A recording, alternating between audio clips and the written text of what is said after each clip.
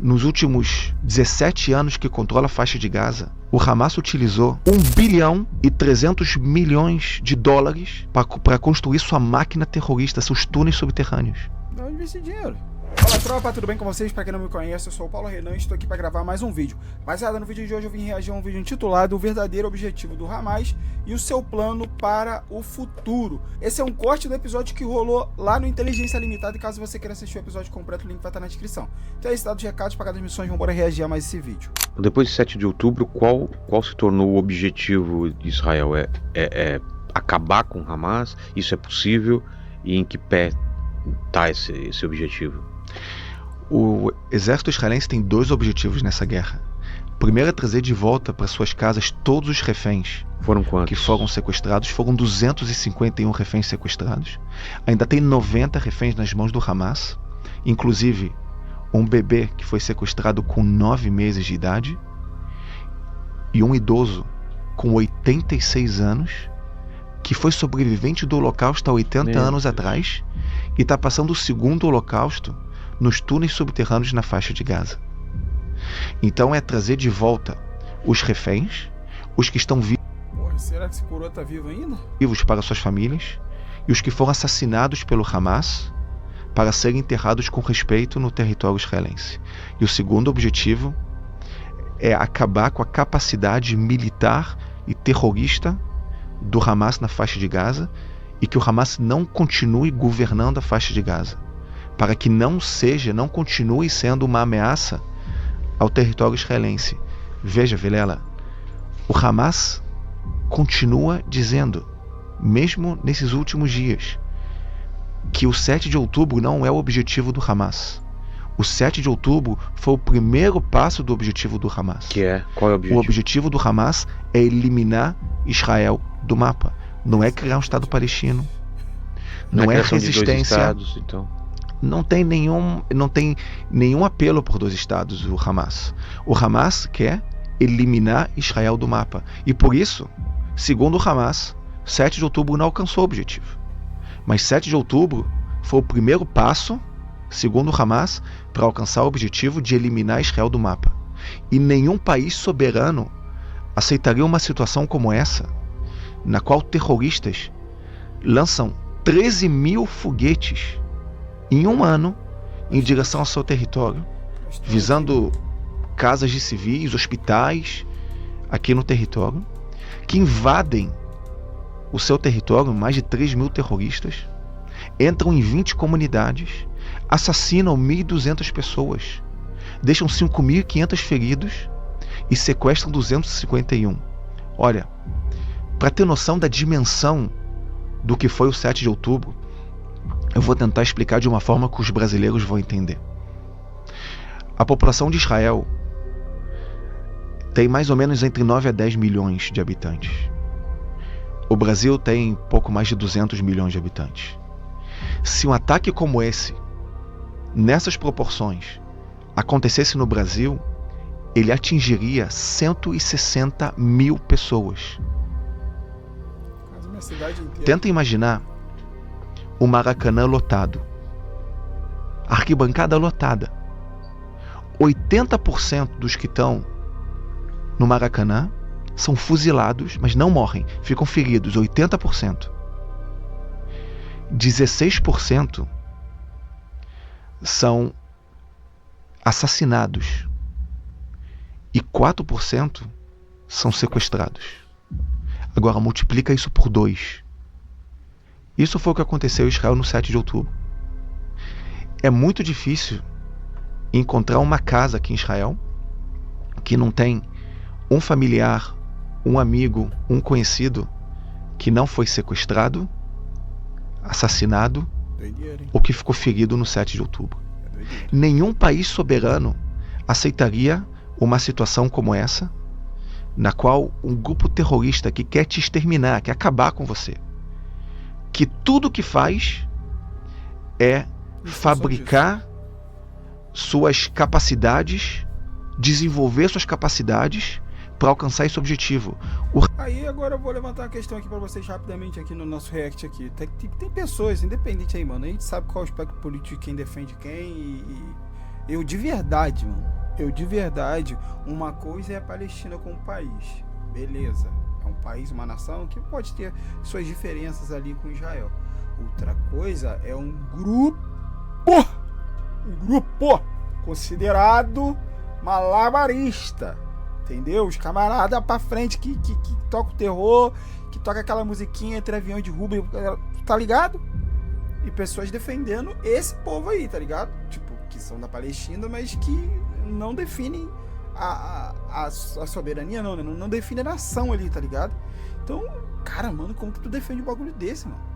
Se bem que no Brasil, facções que nós são idolatradas, é complicado. O Hamas, nos últimos 17 anos que controla a faixa de Gaza, o Hamas utilizou 1 bilhão e 300 milhões de dólares para construir sua máquina terrorista, seus túneis subterrâneos. De onde vem esse dinheiro? O Hamas poderia utilizar seus recursos para construir hospitais, escolas, mesquitas. Então o Hamas é um mal não somente para Israel. O Hamas é um mal para os palestinos. Para os palestinos. E você me perguntou como podemos acabar com o Hamas. O Hamas é uma ideia. Infelizmente, é uma ideia de destruição, de ódio, de extermínio. E que se propaga, é difícil. Operações militares não têm capacidade de acabar com uma ideia. É uma ideologia. Conseguimos acabar com uma ideia somente com uma ideia melhor. Nós rezamos e desejamos que na faixa de Gaza tenha uma ideia de coexistência, de harmonia, de paz.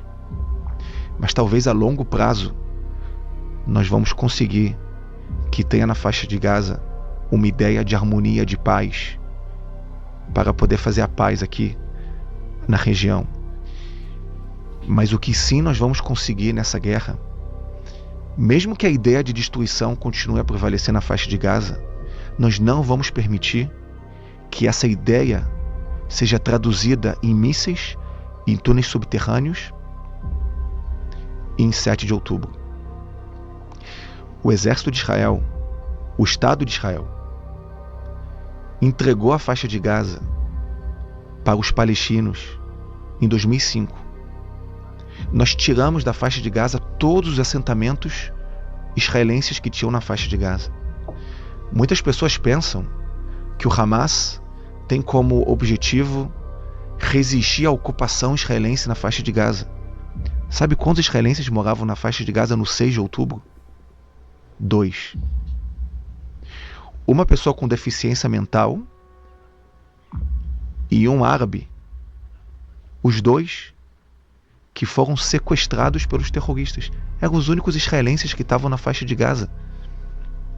Não tinha um israelense morando na faixa de Gaza. E depois que nós entregamos a faixa de Gaza para os palestinos, o que nós recebemos? Túneis subterrâneos, 40 mil foguetes desde 2005 e 7 de outubro. Nós não podemos mais aceitar uma ameaça como essa. Nenhum país soberano aceitaria isso. Eu digo que o Hamas é um mal para o povo palestino. Eu vou te dar alguns exemplos que provam como o povo palestino está sofrendo nas mãos do Hamas.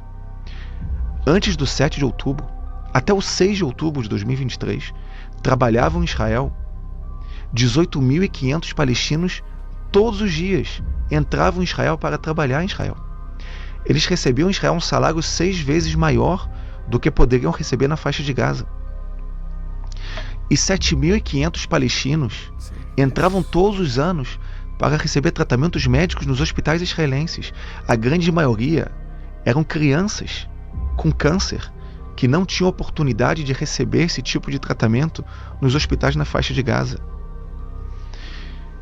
E o Hamas sabia que depois de um ataque tão cruel como foi o ataque do 7 de outubro, um palestino não entraria mais de Gaza para trabalhar, ou para receber tratamento médico em Israel. E mesmo assim, o Hamas cometeu o 7 de outubro, porque para o Hamas, o ódio a Israel é muito maior do que o amor a seu próprio povo. E é por isso que o Hamas se esconde atrás de civis, utiliza as casas de civis para esconder seus armamentos, utiliza hospitais, cemitérios para lançar seus foguetes. E é por isso que o Hamas rouba a ajuda humanitária que entra na faixa de Gaza para os civis e vende por um preço muito mais alto do que era antes da guerra. O Hamas odeia muito mais Israel do que ama seu próprio povo. E quando você ouve palavras como Israel está cometendo genocídio, que existe um apartheid, o que vocês podem dizer sobre isso? E o número de vítimas que o Hamas diz que aconteceu, vocês têm números de mortos na faixa de Gaza? Como que é? Segundo o Hamas, 46 mil pessoas morreram na faixa de Gaza devido a ataques israelenses. O Hamas, todos os dias, publica uma nota bem detalhada com todas as pessoas que morreram devido a ataques israelenses. Tem lá mulheres, crianças, idosos, jornalistas, médicos. O que não tem nessa lista? O quê? 2 grupos de pessoas. Não tem nessa lista terroristas. Pelo Hamas, não existe terroristas na faixa de Gaza. Todos que morrem na faixa de Gaza são civis. E o que mais não tem nessa lista? Morte natural. Não existe morte natural na faixa de Gaza. Depois do 7 de outubro, as pessoas pararam de morrer de morte natural e morrem somente devido a ataques israelenses. Nós sabemos que 20 mil terroristas foram eliminados e que 6 mil pessoas na faixa de Gaza morrem todos os anos por mortes naturais. Pessoas idosas, pessoas doentes. Então, se nós subtrairmos dos 46 mil os 20 mil terroristas e os 6 mil pessoas que morreriam por morte natural, tendo a guerra ou não tendo a guerra, a proporção seria 20 mil terroristas eliminados e 20 mil civis mortos, infelizmente, por causa da guerra. A proporção seria 1 para 1. Você sabe qual é a proporção de morte de civis em guerra urbana? Guerra parecida com essa guerra na faixa de Gaza? Qual? Segundo os números do Conselho de Segurança da ONU e da União Europeia, é 1 para 9. A cada 1 militar teriam que morrer, de acordo com essa estatística da ONU, 9 civis. Mas os números de Gaza, os números que traz o Hamas, se realmente são 46 mil civis, a proporção é de 1 para 1. E por que a proporção é de 1 para 1? Porque o exército israelense faz tudo o que pode para minimizar danos a civis. Nós já fizemos mais de 150 mil ligações, não mensagens de voz. 150 mil ligações em árabe, implorando aos civis para evacuar as zonas de combate antes dos ataques. Nós já lançamos mais de 1 milhão de panfletos mostrando em mapas para onde os civis têm que evacuar para estarem seguros. Nós abortamos. Pô, mas nessa daí de ligar você consegue fazer, né, direto ali.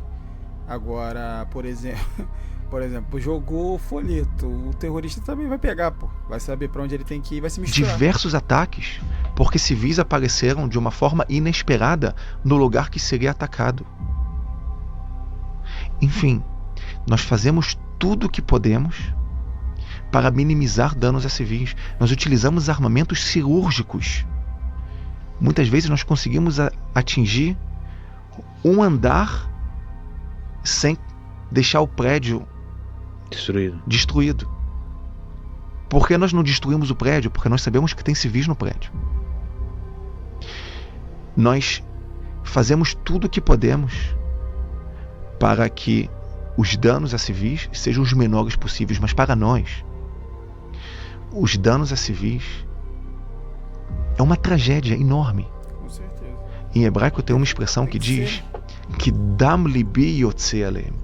Quando eu vejo um civil, uma criança, um pai perdendo um filho civil na faixa de Gaza, dam libi, quer dizer, o sangue do meu coração sai. Eu realmente, às vezes, eu tenho vontade de chorar quando eu vejo civis pagando o preço dessa guerra.